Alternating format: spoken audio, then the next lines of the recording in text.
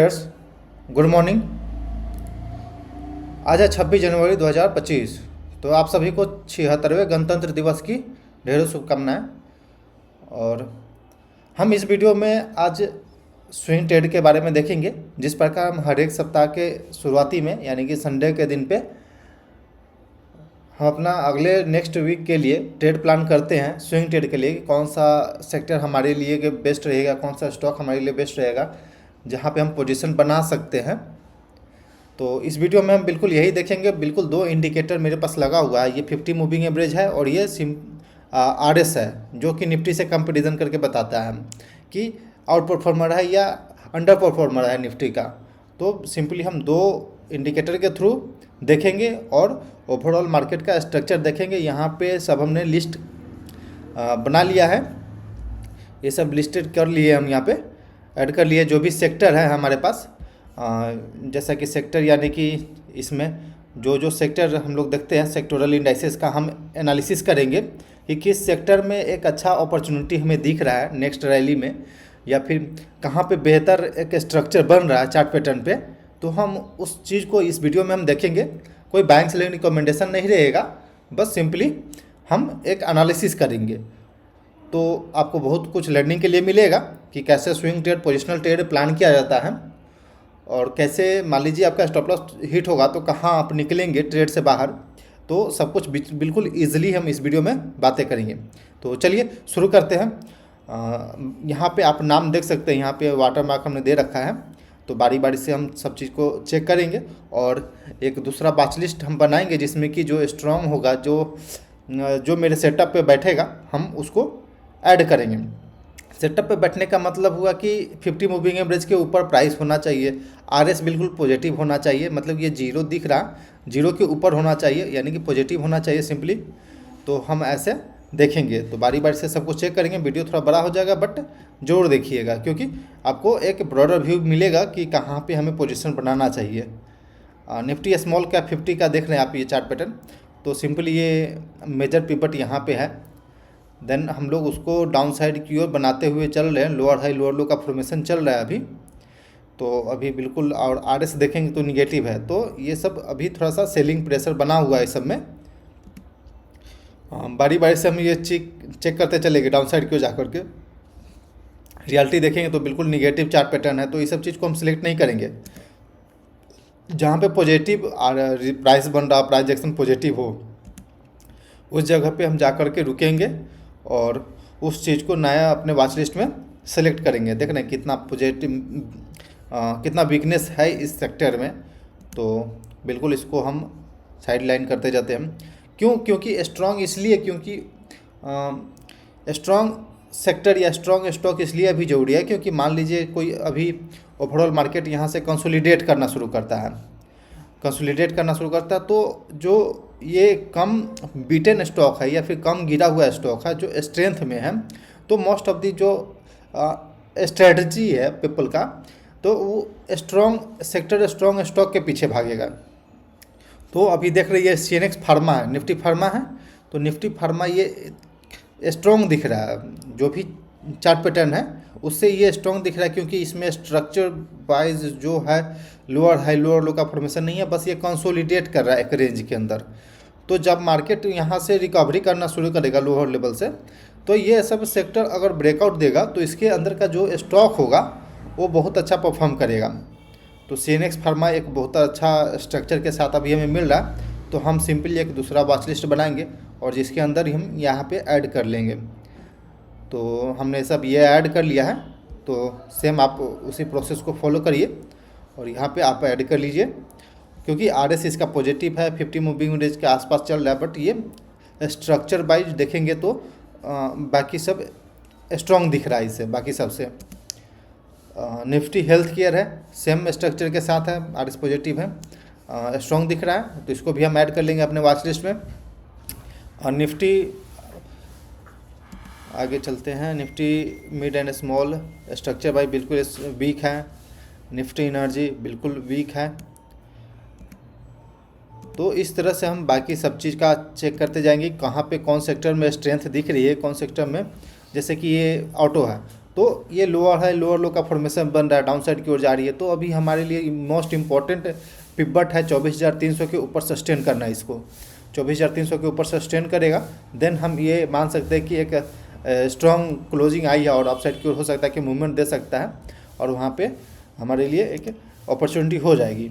लेकिन हम बारी बारी से चलिए, वहाँ पे तो कुछ नहीं था, आगे चलते हैं। इसी प्रकार सब सेक्टर को आप डालिए अपने वॉच लिस्ट में और सिंपली 2 इंडिकेटर लगाए, 50 मूविंग एवरेज और आरएस, उसके हिसाब से आप चेक कर दीजिए। निफ्टी 500 यानी कि ब्रॉडर मार्केट इंडेक्स है ये, ब्रॉडर मार्केट इंडेक्स। तो यहाँ पे देखेंगे तो लोअर हाई लोअर लो का स्ट्रक्चर बन रहा है और एक पिवट बना रखा है, major pivot, major pivot, major pivot, then ये सब माइनर पिवट बना रखा है। तो हम जब तक कि इस लेवल को 22,870 के क्रॉस करके ऊपर सस्टेन नहीं कर जाता तब तक हम ये नहीं कह सकते कि न्यू लेग का से बाइंग चलेगा या फिर नया लेग एगो शुरुआत होगी। बट हम उसके बीच में कुछ ऐसे सेक्टर जो होता है कि कोई कोई सेक्टर जो है स्ट्रॉन्ग रहता है, क्योंकि सेक्टर रोटेशन, पैसा रोटेशन ये होते रहता है मार्केट में। जो भी स्मार्ट ट्रेडर है, स्मार्ट इन्वेस्टर है, वो स्ट्रॉन्ग सेक्टर, स्ट्रॉन्ग स्टॉक के पीछे भागते हैं, ना कि वीक स्ट्रक्चर, वीक जिसका स्ट्रक्चर पुअर हो गया है उसके पीछे नहीं।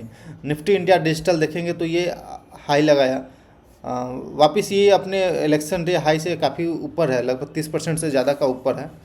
तो एक स्ट्रक्चर यहाँ पे अपने पिवट को सस्टेन कर रहा है, आरएस पॉजिटिव भी है।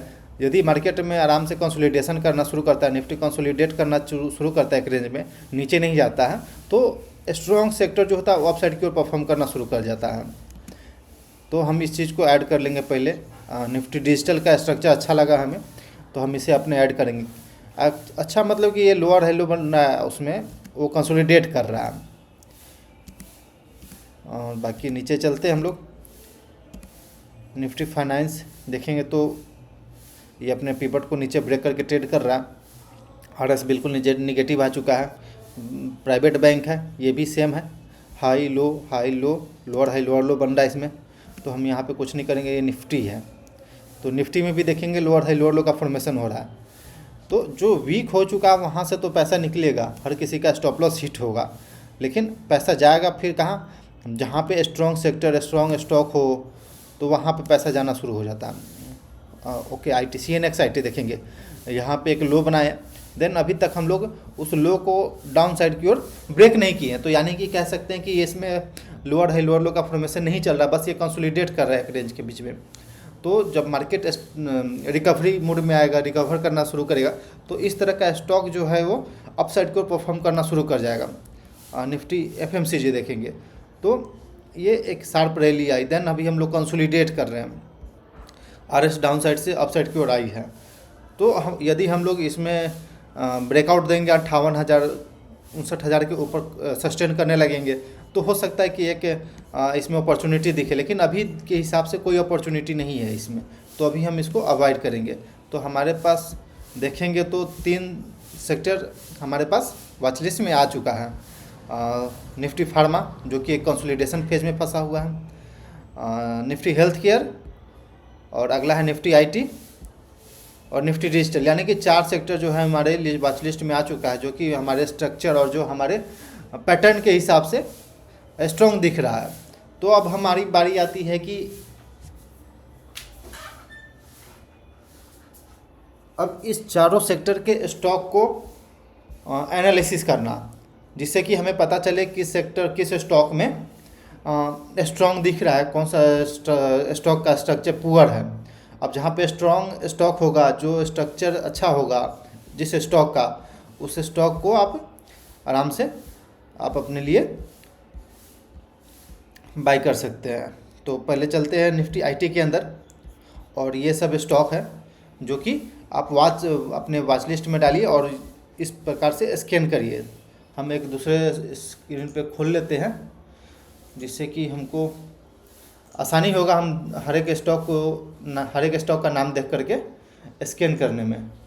तो 1 मिनट रुक जाइए, हम थोड़ा खोल लेते हैं निफ्टी IT, और उसके अंदर का स्टॉक जो है हम वहाँ पर बारी बारी से डाल के देखेंगे कि इसके अंदर क्या स्ट्रक्चर बन रही है।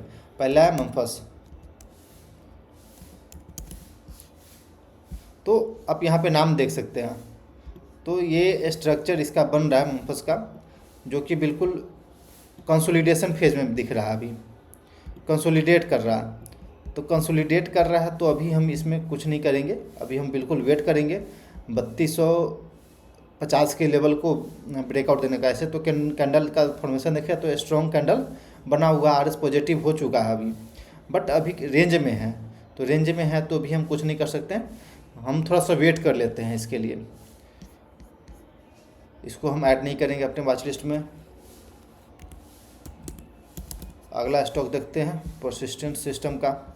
Same structure, strong 50 moving average के नीचे गया था बट स्ट्रांगली अपसाइड की ओर आ गई है। तो आई थिंक कि अगर अपसाइड की ओर ब्रेकआउट देता है या फिर अभी भी आप सही जगह पे मिल रहा है, इसके नीचे का स्टॉप लॉस डालिए, आप आराम से काम कर सकते हैं इस पर। इस तरह का स्ट्रक्चर, ट्रेंडिंग स्ट्रक्चर चाहिए। विप्रो अगला स्टॉक हम देख लेते हैं। ये देख सकते हैं आप, बहुत ही अच्छा ब्रेकआउट दे चुका अपने ऑल टाइम हाई का। 52 week high, all time high नहीं, 52 वीक हाई के आसपास या फिर 2 साल के हाई पे चल रहा है ये। तो ये सब स्ट्रॉन्ग स्ट्रक्चर के साथ है। यदि अब मार्केट यहाँ से अपसाइड की ओर मूवमेंट करने लगता है या फिर स्ट्रक्चर निफ्टी का या फिर निफ्टी 500 के अंदर नीचे की गिरावट बंद हो जाती है, डाउन साइड की ओर गिरना बंद हो जाता है, तो ये सब स्टॉक जो है अपसाइड की ओर मूवमेंट करने लगेगा। विप्रो हो गया, TCH, टेक महिंद्रा देख लेते हैं थोड़ा। तो इस प्रकार से हम बारी बारी से हर एक स्टॉक को डालेंगे और देखेंगे। तो इसमें भी स्ट्रक्चर बहुत अच्छा दिख रहा है, जहाँ से कि स्ट्रॉन्ग दिख रही है ये सब। इन्फोसिस में देखेंगे तो ये एक रेंज है इसका, जो कि अभी ब्रेकआउट देगा तो ही एक सही जगह पे आप इंटर कर सकते हैं। तो तब तक हम वेट करेंगे, इसमें हमारे पास इसमें ऐड करते चलेंगे, जहाँ से कि हम अपने वॉच लिस्ट एक तैयार हो जाएगा नेक्स्ट वीक के लिए, जहाँ पे कि स्ट्रॉन्ग स्ट्रक्चर के साथ ट्रेंडिंग स्टॉक मिलेगा हमारे लिए। विप्रो, तो इस प्रकार से वॉच लिस्ट अपना भी क्रिएट करिए। नेक्स्ट वीक में जो ट्रैक करना है, जिस स्टॉक के पीछे आपको लग रहा है कि स्ट्रॉन्ग है, तो आप अपना वॉच लिस्ट तैयार करते चलिए। कोफॉर्ज 50 मूविंग एवरेज के आसपास गया था, नीचे भी गया था, बट स्ट्रॉन्ग होने के कारण अपसाइड की ओर मूवमेंट आ गई। जैसे कि यहाँ पे देख सकते हैं, नीचे आई बट यहाँ से ही इंटर का आराम से मौका था, इधर भी एंट्री का मौका था। देन अभी तक तो 5800 से 10,000 पहुँच गया, स्टॉक दुगना हो गया। ये कुछ दिन पहले का भी वीडियो देखें तो उसमें हमने ये बात किया था, इस स्टॉक के बारे में भी हमने बात किया था। तो पूरी प्रीवियस वीडियो देखेंगे तो आपको वहाँ पे पता चलेगा। तो इस तरह से बारी बारी से आप भी अपने स्टॉक को, जो भी सेक्टर आपने सिलेक्ट किया है, उसे आप इसमें डाल के चेक करेंगे। तो और उसका वॉच लिस्ट क्रिएट करिए नेक्स्ट वीक के लिए, जिससे कि आपको बेनिफिट मिलेगा। निफ्टी फार्मा के अंदर आते हैं, पहले हम यहाँ से चलते हैं निफ्टी फार्मा NSE से। सेक्टर रोटेशन जिसको बोलते हैं, बस इसी प्रकार से होता है। जो भी स्टॉक है हम बारी बारी से यहाँ पे हम डाल के चेक करेंगे कि किसके अंदर पे अच्छा स्ट्रक्चर है और किसके अंदर पे ख़राब स्ट्रक्चर है। जो वीक स्ट्रक्चर होगा उससे हम नहीं ऐड करेंगे और जो स्ट्रॉन्ग स्ट्रक्चर होगा उससे हम ऐड करेंगे, ताकि हमारा वॉच लिस्ट तैयार रहे नेक्स्ट वीक के लिए। ये सब संडे को होमवर्क करना इम्पोर्टेंट होता है, नई सप्ताह के लिए तैयारी पहले से चालू रहना चाहिए। पहला है लॉरस लैब, तो देखेंगे तो बहुत ही अच्छा ट्रेंडिंग आर्ट्स दिख रही है, प्राइस भी बहुत ट्रेंडिंग दिख रहा है। तो ये सब स्ट्रक्चर और स्टॉक जो है बिल्कुल स्ट्रॉन्ग दिख रही है। तो इसको हम अपने वॉच लिस्ट में डाल लिए हैं। मेरे पोर्टफोलियो में ये बहुत पहले से लिया हुआ है, तो ये मेरे पोर्टफोलियो में लगभग 50% तक का रिटर्न अभी बना रहा है।